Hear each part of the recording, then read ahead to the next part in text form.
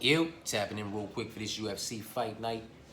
Namajunas versus Tracy Cortez. And this video right here, this is the full card breakdown and predictions. Now, as of right now, we only have 8 fights to go off of, so that's what we're going to work with. The moment that changes, I'll tap back in and we can chop it up again. Until then, let's go ahead and dive into it. Now, that first fight of the night, that's a complete pass for me. I want absolutely nothing to do with it. That's Josh Frem versus Andre Petrowski. And in my personal opinion, neither one of these young men have fared well when up against a higher level of opposition. But that's not the case in this matchup right here. They will not be facing a higher level of opposition. This is a level of opposition and the tier that both of these young men belong competing on, in my personal opinion. And with that being said, one thing I can say about Joshua Frem is he's very consistent in the body of work that he puts out. Another thing that I should say is that body of work is very similar to the body of work that Andre Petrowski puts out. These two young men approach the fight very fucking similar in my personal opinion, hence their records. They both have 4 wins by knockout, 4 wins by submission. One has 2 wins by decision, one has 3 wins by decision. They approach the fight very fucking similar. You understand what I'm saying to you? Where Andre likes to do his best work is also where Josh likes to do his best work. And with that being said, I feel like this fight, for those reasons, is going to take place, for the most part, on the feet. Not saying that Andre won't be able to secure 1 or 2 takedowns over the course of 15 minutes, but he won't be able to do enough with them to secure a decision. Josh is going to be able to stay safe, get his way back up to his feet, and get back to work, where in my personal opinion, he'll do the better work over the course of 15 minutes. Neither one of these young men are great in the striking department, but with that being said, I will give the slight edge in the striking department to Josh Frem. He also possesses a 3-year youth advantage. For what it's worth, we're not talking about much, 30 to 33, but he does have the height advantage as well as the reach advantage, which will work very well to his advantage in this matchup by being able to keep Andre at the end of his teeps, obliques, calves, body kicks, straight up the middle kicks, his jabs, keep him at the end of his combinations. And like I said, man, this is a fight that's going to take place, for the most part, on the feet. A takedown or 2 may be secured. 1 or 2 minutes out of the whole 15 may be spent on the ground, but the other 13, they're going to be spent on the feet in the striking department, where I give the edge to Josh Frem to do the better work over the course of 15 minutes. Now, could either one of these young men knock the other one out and put them clean under in the striking department? That is very much a possibility, but I more so lean towards Josh Frem staying safe. His IQ, he possesses a higher fight IQ inside that octagon, in my personal opinion, than that of an Andre Petrowski. You know what I'm saying? And with them being so closely matched up, and like I said, I feel like the wrestling and the grappling is just kind of going to stall each other out. That department is not going to be heavily invested into because of how dangerous both of them are down there. And I know Andre's very confident in himself down there. You understand what I'm saying to you? But being on the run that he's on right now in the UFC, I don't necessarily think he wants to take too many motherfucking risks, and that would be an unnecessary and an unfortunate risk if he was to go down to the ground searching for the submission and get, submitted himself. You know what I mean? On some Anthony Hernandez and Adolfo Vieira type shit, man. You know what I mean? Just because you're the higher credentialed, jiu-jitsu practitioner on fight night does not necessarily mean you're going to be you can just do whatever you want to a young man on the ground, and you're at no risk of getting submitted yourself. You understand what I'm saying to you? So, yeah, man. Complete pass for me. I don't want anything to do with it as far as betting and parlaying. And look at that. I done spent damn near 5 fucking minutes on it. My bad, y'all. The lean and the pick will be Josh Frem via unanimous decision, possibly a split. Wouldn't be surprised if, he found a way to get it done inside the distance, but more times than not, I see it going to the cards, and I see Josh Frem doing a better work and getting nod, man. Luana versus Agapova, women's MMA. But one that I'm confident in the pick, much like last week, I was confident in both of those picks, Jillian and Macy, and both of them came through and did what they had to do. You understand what I'm saying to you? And I feel the same about this card, man. There's two females that I'm highly confident in. Luana Santos being one of them. You understand what I'm saying to you? And I feel like she gets this one done, you know, at the very least via unanimous decision, 2 rounds to 1, possibly 3 rounds to none. But I really feel like she gets this one done inside the distance via submission somewhere in the end of the second or the early third. You understand what I'm saying to you? Agapova's been submitted a few times. We all know that Luana Santos can be the one doing this submitting. You understand what I'm saying to you? So, you know, if it goes the distance, Luana Santos by unanimous decision, possibly 3 rounds to none, because like I said, she's going to put her down. She's going to put her in compromisable positions while searching for the submission. And if she doesn't find a finish, then she probably keeps her down for 2 or 3 minutes out of every fucking round. So it could very well be 30-27 across the fucking board if it goes to the cards. Luana's the pick. Jasmine versus Vivian. This is another one. You know what I mean? I like Jasmine to go ahead and get this one done via unanimous decision. 2 rounds to 1, but I would not be surprised if this one ends in a split. Vivian's no chump. She's nobody to be slept on. I just like the body of work and what I've seen produced inside the cage from Jasmine, more so than anything I've ever seen from Vivian. You understand what I'm saying to you? So for that reason, I really like Jasmine to go ahead and get this one done via unanimous decision, 2 rounds to 1. I would not be surprised if there was a split though. Like, I just wouldn't. You know what I mean? Because Vivian can keep the shit very fucking competitive. You know what I'm saying? I just feel like, although she may keep it competitive and she may keep it close, you know what I mean, in certain 1 or 2 of the rounds, you know what I mean, Jasmine still do the cleaner work, the better work, the sharper work. You understand what I'm saying to you? And yeah, secure the decision, man. I really don't see this fight finishing from any side 10 times out of 10. You know what I mean? I see it going to the cards. 7 times out of 10, I see Jasmine winning a unanimous decision. 3 times out of 10, I see her winning a split decision. You know what I mean? I don't ever really see it going Vivian's way. But that's just my personal opinion. Cody versus Abdul. I'm rocking with Cody, man. I'm rocking with Cody to go in there and beat the dog shit out this young man. Huh? And the fact that Cody's at a dog number just increases my confidence that Cody's going to come in there and beat the brakes off this young man. You understand what I'm saying to you? Because Cody knows without a doubt in his motherfucking mind that he is the better mixed martial artist in this matchup, and he does not deserve to be a plus money number, but he will take it. He will take it as well as I. You understand what I'm saying to you? Abdul Razak Al Hassan has got a flash knockout chance in this fight, and I do not believe at all in any way, shape, form, or fashion that Cody will give him the space or the opportunity to land that flash knockout blow. You understand what I'm saying to you? He is going to overwhelm this young man. He is going to drown this young man. And if he doesn't submit this young man, he is going to ground and pound this young man the fuck out. You understand what I'm saying to you? It's Cody, man. And if this thing goes to the cards, it's Cody 30-27 across the board. Because like I said before, Cody will get him to the ground. He won't be able to stop that. And he won't be able to get up. And Cody's not stupid. Cody will take a motherfucker like him and turn him off and dump him in the middle of the octagon. So there ain't no scooting back to the motherfucking cage to work your way up. You understand what I'm saying to you? And he'll have him out there in compromisable positions, working for the finish.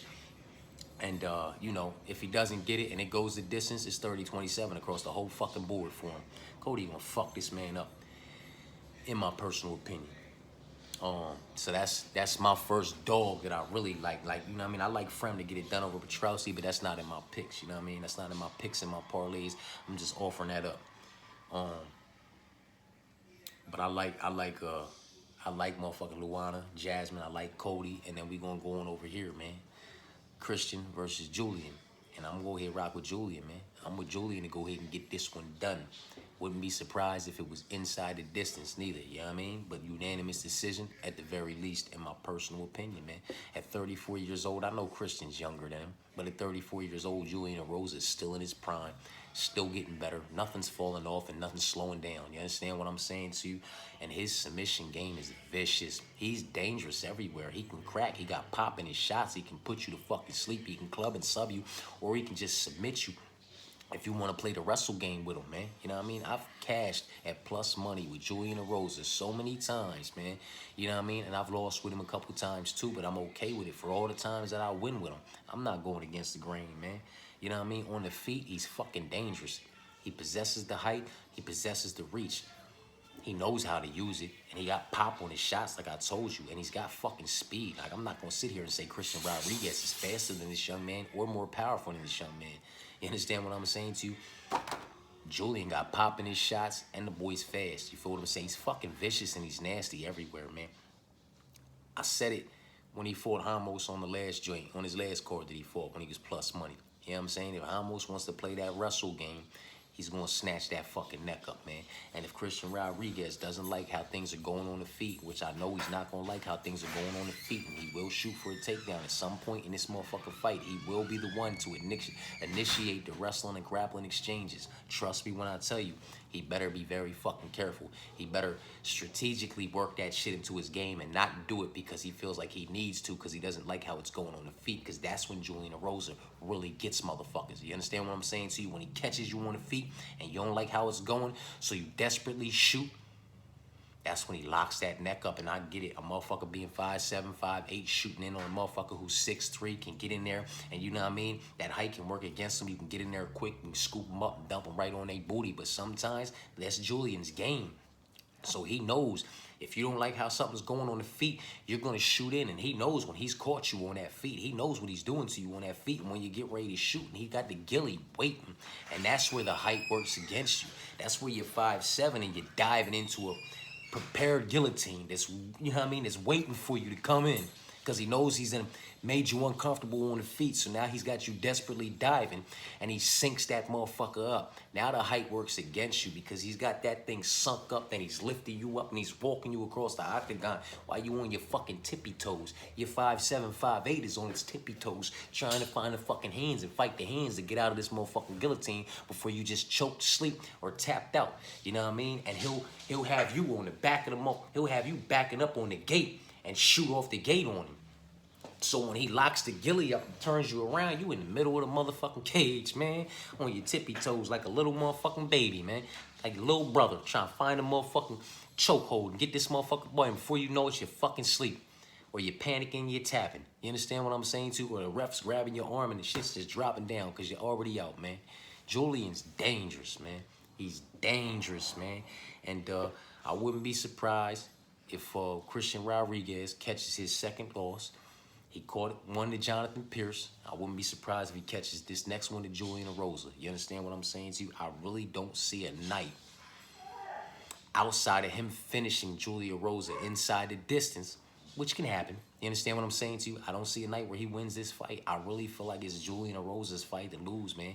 The height and the reach and the striking department, the speed and the power, it's there for him. So he's not at a disadvantage there. It's going to be very fucking competitive on the feet. And I feel like he's going to do the better work on the feet, which is going to cause Christian Rodriguez to shoot. And that's going to put him in a lot of fucking danger, in my personal opinion. The shoots, the takedown attempts aren't going to work out in his favor because he's just going to get thrown in the comp. Julian Erosa has a very active guard. You understand what I'm saying to you? So he's just going to be throwing up submissions. He's going to be throwing up submission attempts and putting this man in compromisable positions. He's just going to want to get the fuck off of him, the fuck away from him, and back to the fucking feet, because it's going to be too much going on for him, man. You understand what I'm saying to you? So this is where I say the takedown attempts, if he's able to motherfucking, you know, secure one or two or get in there and get out safely without getting something, you know what I mean, a limb snatched the fuck up, they're just not going to work out in his favor. They're not going to score well for him because he's going to go in, but then he's going to be the one surviving and trying to get the fuck back out. Again, this is just all my personal opinion, man. I'm a Julian Erosa guy, so maybe I'm being biased. Followed his whole motherfucking career. I fucks with him, you feel what I'm saying to you? And, I know he's a better mixed martial artist than Christian Rodriguez, man. You understand what I'm saying to you? Especially his frame against Christian Rodriguez. Like, Christian Rodriguez has got to get in there and hurt this man and get respect from this man early. You understand what I'm saying to you? To take any kind of control.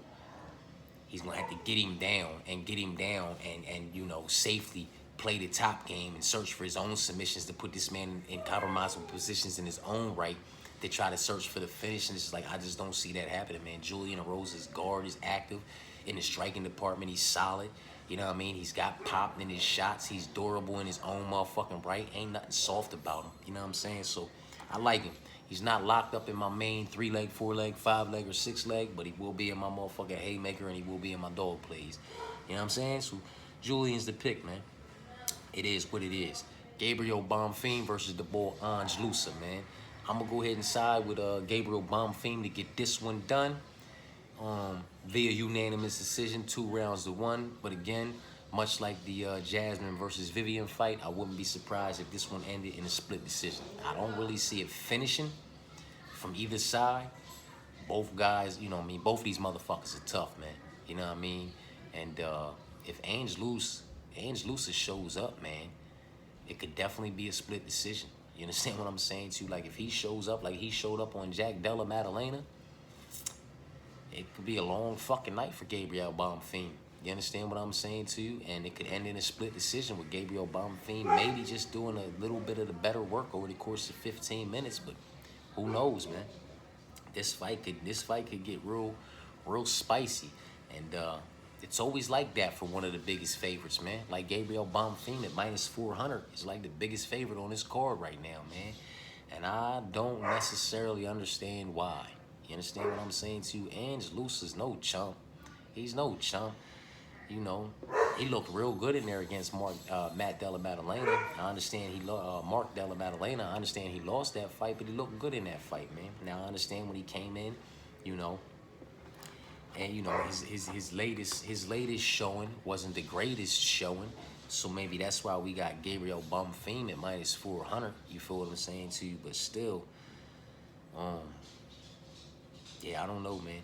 I like Gabriel to go ahead and get it done, but I don't think he justifies a -400 because I don't think he finishes Ange Lusa. I think this thing goes to the cards, and I think it's fucking competitive, and I think it's close, and I think they both have their moments. So, you know what I mean? I like Gabriel Bonfim to get the win, to get the nod, but unanimous decision, possibly a split. I don't see anybody finishing. Again, this is my personal opinion.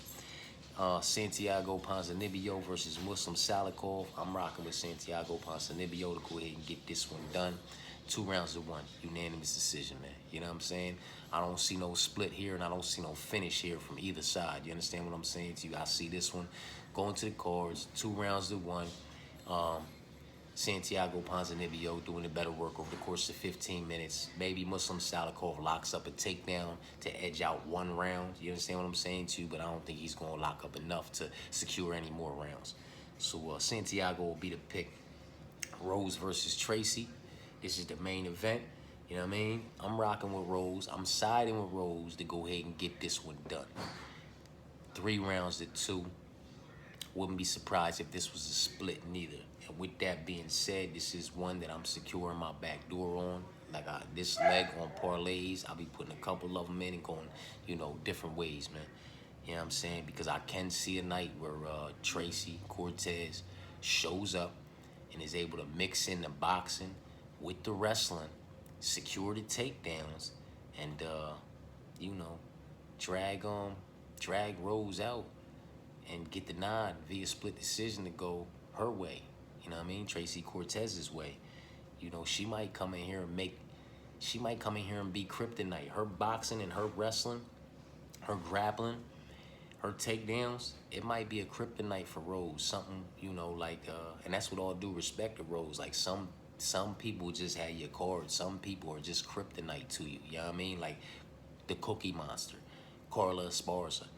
She couldn't do nothing with her back on the show. You know what I mean? She couldn't do nothing with her in the UFC after the long reign and all the development and all the, you know what I'm saying, all that Thug Rose has become, all that she's overcome, all that she's accomplished, you know what I mean? Like the mixed martial artist that she had become since coming off The Ultimate Fighter still was unable to beat Carla Esparza, man. That fucking fight was so low volume and so drug out, but it's just some people just have other people's numbers. They're just kryptonite for whatever fucking reason. And I could see Tracy Cortez showing up and being Carla Esparza-esque to Rose Namajunas, just putting a little bit more volume, you know, out on the feet, but securing those takedowns and getting that control time and putting her in compromisable positions and just shaving off minutes on the ground in multiple rounds of this 5-round fight. You feel what I'm saying to you? So with that being said, I like Rose, you know, but that's the homie. Don't want to go against the grain. Don't think she's past her best days. Don't think it's over for her yet. They're both around the same age, both around the same height with the same reach. You feel me? It's going to be very fucking competitive. Yeah, I like Rose, but, you know, my back door will be secured for all the reasons I just stated. So we don't want nothing to do with the first fight of the night, but we will lean Josh Frem to do the better work. It's Luana over Agapova. It's Jasmine over Vivian. It's Cody over Abdul. And it's Julian over Christian. It's Gabrielle over Ange Lusa. It's Santiago over Muslim. And securing the back door on the main event, I got Rose and I got Tracy. You know what I'm saying? I'm pushing for Rose to get it done, but, you know, I can completely understand action on Tracy, and I can definitely see Tracy winning the fight via, you know, unanimous or split decision. And to be quite honest with you, I could see her winning it inside the distance via submission, rear naked choke, somewhere in the 3rd or 4th round when she's wore Rose down a little bit. You understand what I'm saying to you? So that's that with that. Appreciate y'all for tapping in.